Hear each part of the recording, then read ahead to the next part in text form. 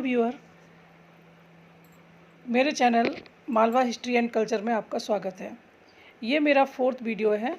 इसके पूर्व में जो वीडियो थे वो मालवा हिस्ट्री के ऊपर थे। ये मालवा की स्थापत्य शैली पर आधारित वीडियो है।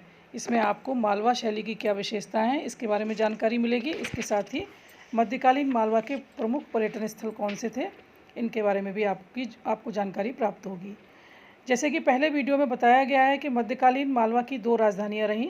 प्रारंभ में मालवा की राजधानी धार थी, जिसको कि दिलावर खां गौड़ी ने स्थापित किया था, तथा उसके बाद उसके पुत्र हुशंग शाह ने मालवा की राजधानी को परिवर्तित कर धार से मांडू को अपनी राजधानी बनाया। अतः मध्यकालीन मालवा की जो प्रमुख इमारतें हैं उनका निर्माण भी धार एवं मांडू में ही सर्वाधिक हुआ। आज भी ये इमारतें ऐतिहासिक दृष्टि से के साथ साथ पर्यटन की दृष्टि से भी बहुत महत्वपूर्ण एवं खूबसूरत इमारतें हैं और ज्यों की त्यों विद्यमान हैं। व्यूअर्स, मध्यकालीन मालवा की प्रमुख इमारतों में प्रारंभ में मस्जिदों का निर्माण हुआ, जिनमें धार में 2 मस्जिदों का निर्माण हुआ।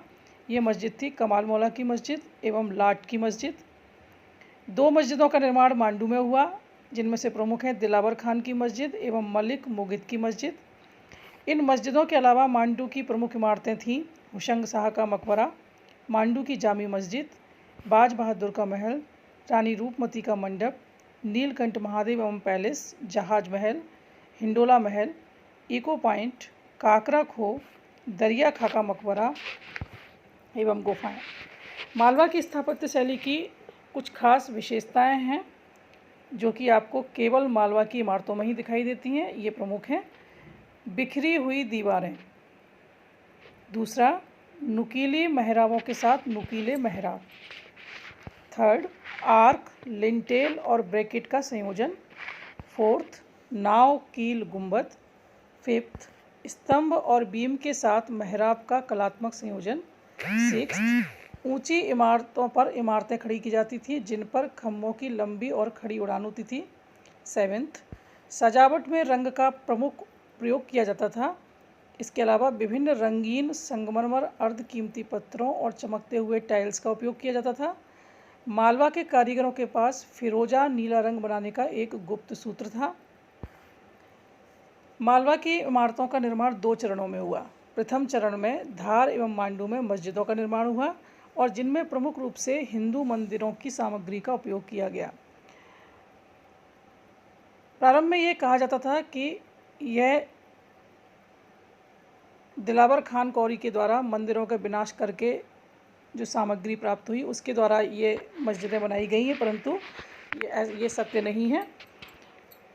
मध्यकालीन मालवा पर के स्वतंत्रता के पूर्व दिल्ली सुल्तानों का अधिकार रहा।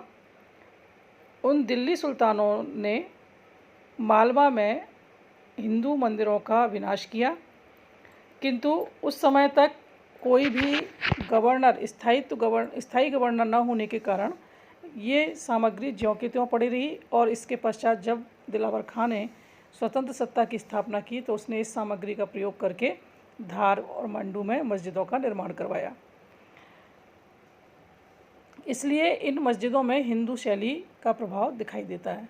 प्रथम चरण में निर्मित इमारतों में प्रमुख थी कमाल मौला की मस्जिद, जिसका निर्माण 1395 ईस्वी में धार में किया गया। लाट मस्जिद 1405 ईस्वी में इसका निर्माण भी धार में किया गया। दिलावर खान की मस्जिद का निर्माण 1405 ईस्वी में मांडू में किया गया तथा मलिक मुगिद की मस्जिद, इसका निर्माण 1452 में मांडू में किया गया। लाट मस्जिद में अनेक स्तंभों का उपयोग किया गया है जो कि हिंदू शैली की विशेषता होती है। यह सिद्ध करता है कि यह हिंदू मंदिर से परिवर्तित की गई इमारत है, परंतु यह गलत है कि इसे दिलावर खान ने मंदिरों को नष्ट करके बनाया था।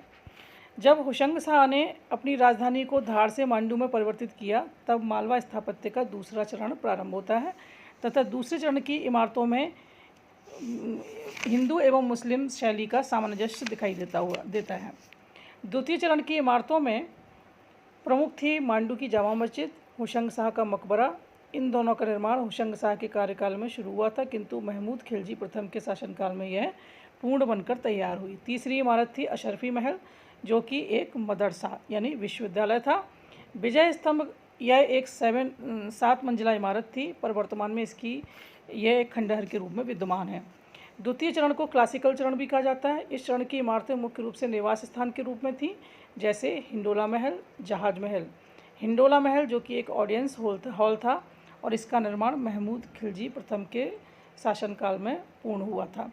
तृतीय चरण की शुरुआत 15वीं शताब्दी के अंत और 16वीं शताब्दी के प्रथम भाग में शुरू होती है। इस चरण के अधिकतर इमारतों में समर हाउस, महल एवं पवेलियन का निर्माण हुआ। यहाँ पर ये बता देते हैं कि मालवा में समर हाउस बहुत ही यूनिक टाइप के बने हुए हैं, जिनमें कि एक बहुत ही यूनिक टेक्नोलॉजी का उपयोग किया गया है। ये आज भी मौजूद हैं और देखने योग्य इमारतें हैं। इस चरण की इमारतों में प्रमुख बाज बहादुर महल, इसका निर्माण सुल्तान नासिरुद्दीन शाह ने करवाया था। जहाज महल के दोनों तरफ 2 ताल स्थित हैं, जो कि जिनमें पहला कपूर ताल और दूसरा मुंज ताल कहलाता है। तृतीय चरण की दूसरी इमारत रूपमती पवेलियन है, जो कि एक वॉचिंग टावर था। तृतीय चरण की अन्य इमारतें थीं नीलकंठ महल, चिश्ती खान का महल, गदा शाह की दुकान एवं गदा शाह हाउस। मालवा शैली का विकास क्लासिकल चरण में निर्मित कुशक महल, जो कि 7 मंजिला इमारत थी, में दिखाई देता है। इसे महमूद खिलजी ने 1445 ईस्वी में निर्मित करवाया था। मध्यकालीन मालवा में चंदेरी भी मालवा सुल्तानों के द्वारा विजित कर लिया गया था, अतः चंदेरी में भी मालवा सुल्तानों ने कुछ इमारतों का निर्माण करवाया। ये इमारतें अत्यंत भव्य इमारतें हैं। चंदेरी की प्रमुख इमारतों में प्रथम बत्तीसी बावड़ी, इसका निर्माण गयासुद्दीन खिलजी ने 1486 ईस्वी में करवाया था। द्वितीय इमारत थी चंदेरी की जामा मस्जिद। इसके अलावा उज्जैन का कालिया दहल महल, जो कि समारा हाउस था, इसका निर्माण नसरुद्दीन खिलजी ने 1458 ईस्वी में करवाया था। ऐसा माना जाता है कि यह पहले सूर्य मंदिर था। मध्यकालीन मालवा का प्रमुख ऐतिहासिक ग्रंथ बाक़ियात मुस्ताकी में भी इसका उल्लेख किया गया है और बताया गया है कि इस समर पैलेस में 52 कुंड थे। बाक़ियात मुस्ताकी का मतलब है किस्से कहानियाँ। इस ऐतिहासिक ग्रंथ में तत्कालीन सुल्तान के अनेक किस्से मौजूद हैं। इनमें से नासिरुद्दीन खिलजी, जो कि मालवा का सुल्तान था, का जिक्र प्रमुख रूप से किया गया है।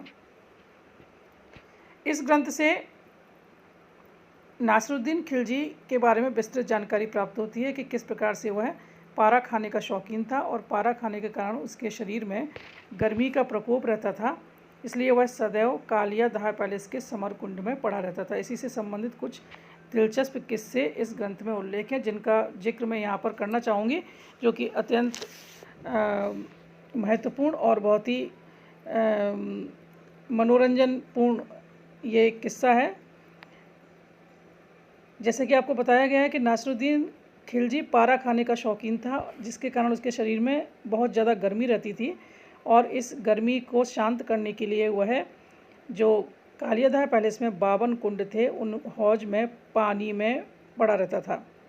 उसके आसपास अनेक दासियां उसके मनोरंजन करती रहती थीं और कुछ दासियां जो नसरुद्दीन शाह खिलजी की पसंदीदा दासियां थीं, जो कि विद्वान भी थीं, उनमें से एक दासी का नाम था दिलदार गाचा, जिसे सुल्तान ने नदमिए मजलिस की उपाधि दी थी, जो कि इस समय नासिरुद्दीन खिलजी का शेर व शायरी के द्वारा मनोरंजन करती थी। तो एक दिन ऐसा हुआ कि नासिरुद्दीन खिलजी आराम कर रहा था उस हौज में, पैर पानी में डाले हुए लटका कर बैठा हुआ था। उसने अपनी इसी दासी दिलदार गाचा से एक छंद पढ़ने के लिए कहा। जैसा कि आपको मालूम है कि राजाओं के समय जो दासियां रहती थीं, वो जो भी छंद शेर व शायरियाँ जो पढ़ती थी, वो हमेशा राजाओं की तारीफ़ में ही पढ़े जाते थे। इसलिए उस दासी ने नसरुद्दीन शाह की आज्ञा को मानते हुए एक छंद पढ़ा। वो छंद इस प्रकार से था: जल फरसंगों से सिर के बल आ रहा है और तेरे चरणों के चुम्बन की अभिलाषा से पत्थर के ऊपर सिर पटकता है। और इस छंद से खुश होकर नासिरुद्दीन खिलजी ने उस अपनी दासी को माला माल कर दिया था। इसी के अलावा एक और किस्सा इस बाक़ियात मुस्ताकी में दिया हुआ है, जो इस प्रकार है कि एक बार नासिरुद्दीन खिलजी इन कुंड में पड़ा हुआ था। उसी समय चूँकि पारा खाने के कारण वो एक बेहोशी की स्थिति में रहता था, तो वो डूबने लग गया।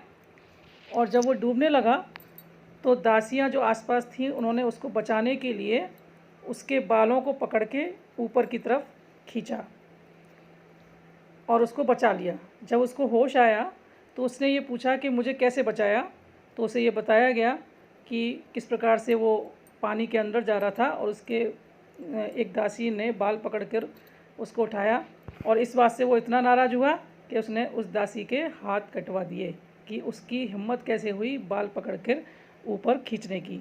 अतः जब दूसरी बार यही घटना फिर से घटित हुई तो डर के कारण उसे किसी ने ऊपर की तरफ नहीं खींचा और अंत में नासिरुद्दीन शाकिर जी की डूबकर मृत्यु हो गई। तो इस प्रकार के जो किस्से वाक़यात मुस्ताकी में दिए हुए हैं, जो कि अत्यंत दिलचस्प हैं। व्यूअर्स, ये वीडियो आपको कैसा लगा इसके बारे में ज़रूर कमेंट्स कीजिए और आप अपने सजेशंस बताइए कि आप किस प्रकार से इसमें इम्प्रूवमेंट चाहते हैं, और उसके संबंध में अपने कमेंट्स भेजिए।